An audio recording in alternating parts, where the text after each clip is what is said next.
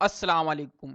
आज मैं आप लोगों को बताने लगा हूँ कि आप अपने ऐड मैनेजर को किस तरह से ऑप्टिमाइज़ कर सकते हैं। किस तरह से आप जो है उसकी कन्वर्जन लेके आ सकते हैं ऑप्टिमाइज़ करने के बाद। क्योंकि जब से iOS आया है फ़ेसबुक ने बहुत कुछ चेंज कर दिया है अपने ऐड मैनेजर में जिसको फ़ॉलो करना आपके लिए कंपल्सरी हो गया अगर आप चाहते हैं कि आपकी कन्वर्जन आए। और आप एक बिज़नेस ओनर हैं, आप ई-कॉमर्स के ओनर हैं और अगर आप खुद एडवर्टाइज़िंग कर रहे हैं तो आपने ज़रूर ये मिस्टेक की होगी क्योंकि जितने मेरे पास क्लाइंट्स आते हैं वो पहले खुद एडवर्टाइज़िंग कर रहे होते हैं, जिनकी वजह से उनकी जो है कन्वर्जन नहीं आ रही होती। मीन कि वो एक मिस्टेक कर रहे होते हैं, अपने ऐड मैनेजर को ऑप्टिमाइज़ नहीं करते iOS के लिए। तो फेसबुक ने इसको बहुत कंपल्सरी किया हुआ है, तो आपने इस वीडियो को पूरा देखना है आप अगर आप सीखना चाहते हैं कि आप अपने ऐड मैनेजर को किस तरह से ऑप्टिमाइज़ करेंगे।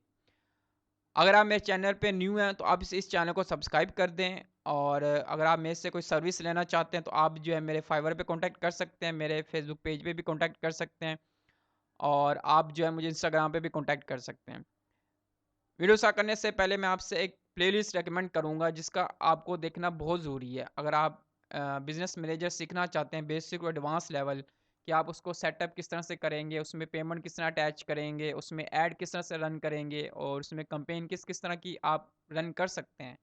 और आप ए टू ज़ी आप अगर आप सीखना चाहते हैं बिज़नेस मैनेजर, ऐड मैनेजर तो आपको ये प्लेलिस्ट ज़रूर फ़ॉलो करनी चाहिए। देखिए दोस्तों, जब भी अगर आप एड मैनेजर को ऑप्टिमाइज़ करना चाहते हैं, तो आपने सबसे पहले बिज़नेस मैनेजर में आना है, उसके बाद आपने यहाँ पे क्लिक करके यहाँ आपने आ जाना है, यहाँ पे इवेंट मैनेजर में। इवेंट मैनेजर में आने के बाद आपको इस तरह का इंटरफ़ेस मिलेगा। तो आपने सबसे पहले सेटिंग में जाना है। सेटिंग में जाने के बाद आपने देखना है कि आपका सब कुछ प्रॉपर है या नहीं है। यहाँ पे सबसे पहले आपने नीचे आना है और यहाँ पे आपने देखना है एडवांस मैचिंग, इसको आपने कर देना है ऑन। ऑन करने के बाद आपने यहाँ पे क्लिक करना है और यहाँ पे देखना है कि बाकी जो ऑप्शन है वो आपके ऑन है या नहीं है। जिस तरह ये ऑन है तो इस तरह आपने सारे ऑन कर लेने हैं अपने एडवांस मैचिंग के लिए। इसका मकसद ये होता है कि फेसबुक के पास अगर कोई एक कन्वर्जन आती है तो फ़ेसबुक इससे मैचिंग करेगा और आपको कन्वर्जन जो ट्रैक करने के लिए जो फ़ेसबुक है उसके लिए आसानी हो जाएगी ट्रैक करना और आपको भी शो करेगा कि एक कन्वर्जन आई है। काफ़ी लोगों का ये इश्यू आ रहा होता है कि वो वेबसाइट पे तो उनकी सेल आ रही होती है लेकिन फ़ेसबुक ठीक से ट्रैक नहीं कर पा रहा होता। मीन उनको नहीं शो करता कि उनकी कन्वर्जन आई है। तो उनका यही मिस्टेक होती है कि वो एडवांस मैचिंग को ऑन नहीं करते। तो आपको चाहिए कि आप जितनी भी यहाँ पे ऑप्शन दिए हैं सबको आप ऑन करें ताकि फ़ेसबुक अगर फ़ोन नंबर से उनको मैच करना चाहे तो फ़ोन नंबर से मैच कर ले, डेट ऑफ बर्थ से करना चाहे तो उससे भी कर ले। तो आपने ये सारे यहाँ पे ऑन कर देने हैं। उसके बाद आता है आपने इवेंट सेटअप करने होते हैं। इवेंट सेटअप के लिए मैंने आपको प्लेलिस्ट बताई है, ठीक है? आप उसको फ़ॉलो कर लें। मैं आई बटन में इस वीडियो का लिंक भी दे दूँगा कि आप जो अपनी वेबसाइट पे इवेंट सेटअप किस तरह से कर सकते हैं। तो यहाँ से आपने इवेंट सेटअप कर लेना है और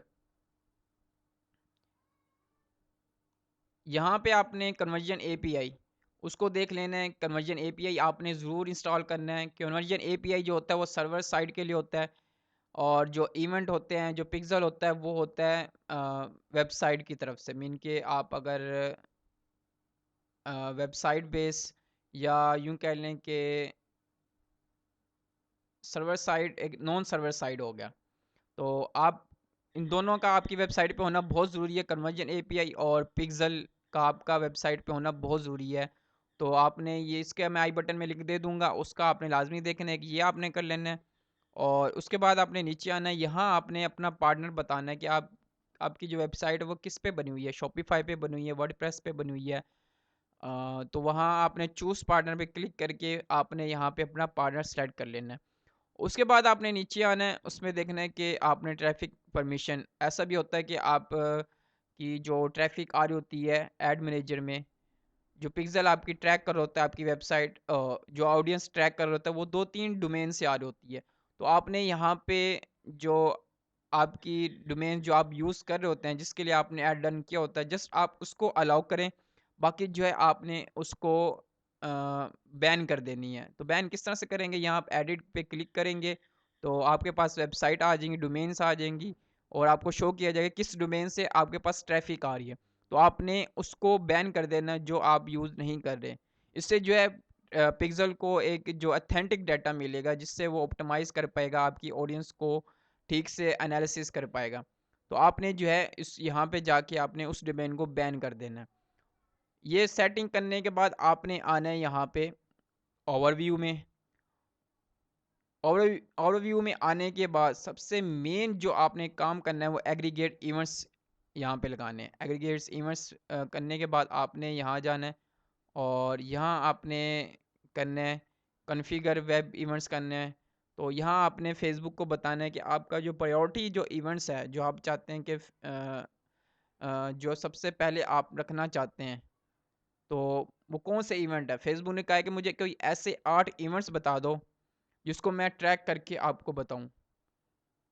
तो आपने यहाँ पे जाना है और मैंने तो यहाँ किया हुआ है, लेकिन आपका यहाँ आ जाएगा कि आप किस तरह से आप कर सकते हो। तो मैं आपको जस्ट बता देता हूँ कि आप ई कॉमर्स का बिजनेस कर रहे हैं तो आपका किस तरह से आपका प्रायोरिटी इवेंट्स और लोवेस्ट प्रायोरिटी होना है। देखिए, सबसे जो आपका प्रायोरिटी होता है कि परचेज होता है, कोई भी बिजनेस होता है ना, तो उसके यही पहला गोल यही होता है कि उसकी परचेज आए। ठीक है, तो फेसबुक ने अगर कोई एक शख्स आता है, वो व्यू कंटेंट भी करता है, ऐड टू कार्ट भी करता है और इनिशिएट चेकआउट भी करता है और परचेज़ भी करता है, तो फेसबुक जो उसकी जर्नी को ट्रैक करेगा वो आपको एक परचेज़ बताएगा। और एक शख्स ऐसा आता है, वो व्यू कंटेंट करता है, ऐड टू कार्ट करता है और वापस चला जाता है, तो फेसबुक उसका जो ट्रैक करेगा कि उसने एक ऐड टू कार्ट किया है, व्यू कंटेंट पे उसको काउंट नहीं करेगा। इस तरह जो परचेज़ करेगा उसको जो फेसबुक जो पिक्सेल है उसको ट्रैक करेगा, वो परचेस लेवल पे जाके उसको ट्रैक करेगा, बाकी वो उसको ट्रैक नहीं करेगा। इस तरह से आपने जो है अपने इवेंट्स को ऑर्गेनाइज कर लेना है, हाईएस्ट प्रायोरिटी और लोएस्ट प्रायोरिटी पे आपने उसको रख लेना है। तो उसके बाद आपने वापस आ जाना है और वापस आने के बाद आपने टेस्ट करके देखना है कि आपने जो इवेंट्स अप्लाई किए हैं अपनी वेबसाइट पे, वो आपके ठीक से वर्क कर रहे हैं या नहीं कर रहे। ये 2 ऑप्शन बताए गए हैं, इसको आपने इवेंट्स के लिए यूज़ करना है, इवेंट्स के लिए टेस्ट कर सकते हैं और ये है आपके जो मैंने आपको कन्वर्जन एपीआई का बताया ना कि आप उसको किस तरह से टेस्ट कर सकते हैं। तो इस पे जाके आप जो अपने कन्वर्जन एपीआई को टेस्ट करेंगे कि आपका कन्वर्जन एपीआई ठीक से अप्लाई हुआ है या नहीं हुआ। और दूसरा तरीका ये है कि आपको यहाँ पे भी शो किया जाएगा कि जो कन्वर्जन एपीआई वो आपका ठीक से ट्रैक हुआ या नहीं हुआ। अगर आप यहाँ पे आते हैं पिक्सल एंड कन्वर्जन एपीआई पे, तो यहाँ आपको बताया जाएगा, यहाँ पे एक आपको बताया जा रहा है ब्राउज़र और एक सर्वर। तो मीन के दोनों आपको बताए जा रहे हैं और इसके साथ आपको पॉइंट्स भी बताए जा रहे हैं कि उसकी जो एक्यूरेट है वो कितना एक्यूरेट है। मीन के जो फेसबुक मैच कर रहा है आपकी ऑडियंस को, जो आपकी ट्रैफिक जा रही है आपकी वेबसाइट पे, वो कितना मैच कर रही है जो कि फेसबुक के पास डाटा आ रहा है। तो ये आपने देख लेने हैं, ठीक है, कि आपका ठीक से अप्लाई हुआ है नहीं हुआ, ब्राउज़र और सर्वर ये दोनों। तो ये दोनों, ये पिक्सल होता है, इवेंट्स होते हैं और ये होता है कि कन्वर्जन एपीआई।